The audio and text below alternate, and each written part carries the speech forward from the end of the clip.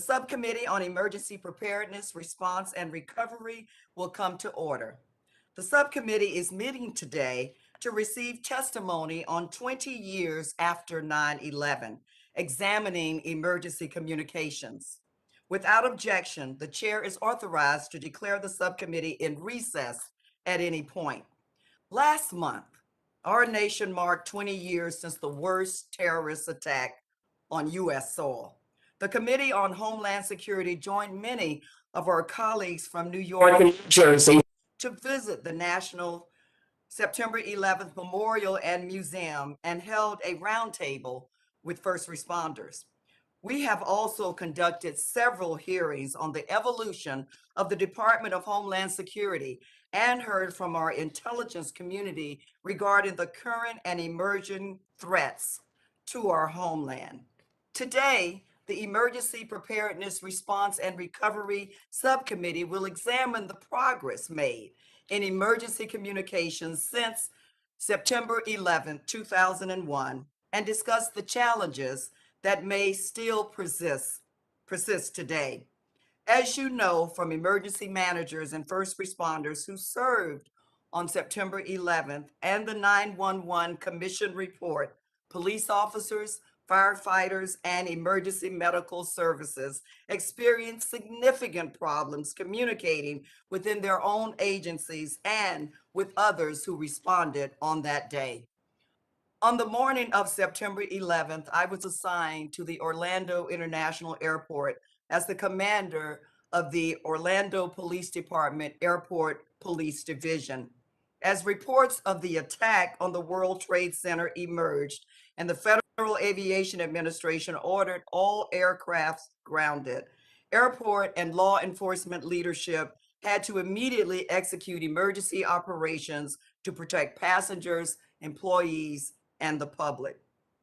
I know how the first responders felt in Orlando. I can't even begin to imagine all that the first responders on the ground experienced and went through in New York.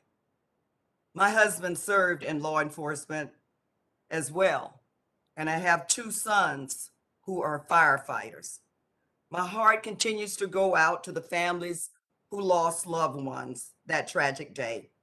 Communications and interoperability are essential. First responders consider it their lifeline.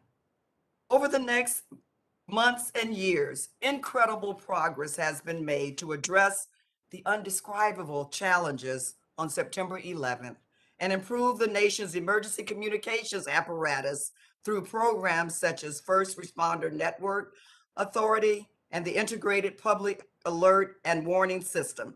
However, challenges in operability and interoperability still persist, and our aging 911 infrastructure poses additional vulnerabilities. Operability and interoperability remain among the greatest concerns that first responders and public safety officials face. Tragedy and disaster can come, as we all know, in many forms. Climate change also poses significant and growing challenges for emergency communications. From rapid spreading wildfires in the West to increasingly strong and frequent hurricanes, cell towers and radio communication systems remain vulnerable to critical failures. In August, Hurricane Ida, a powerful Category 4 storm, crashed the New Orleans, Louisiana 911 call center and FirstNet Authority, making it difficult, if not impossible, to respond to emergencies. Members of Congress, we know we have an important role in the improvement of emergency communications technology.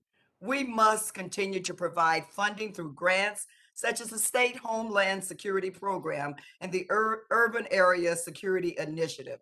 These programs have provided critical federal funding for jurisdictions to buy equipment, build and fix communications towers, and make broadband improvements. While grant programs such as URASI are created specifically for urban areas, we understand that rural communities and tribal lands face their own challenges with broadband and connectivity that can also complicate emergency response. Federal grants support these communities, but can always be more robust to meet the needs more completely. Though communications, interoperability, and resilient infrastructure are priorities for emergency and first responders, the public may only experience their benefit or challenges during times of crisis. Today's hearing will serve as an important forum to understand the current state of emergency communication systems and any gaps that may still persist. I am grateful today for the participation of our witnesses, and I look forward to your testimony. The chair now recognizes the ranking member of the subcommittee, the gentlewoman from Florida, Ms. Kamek, for an opening statement.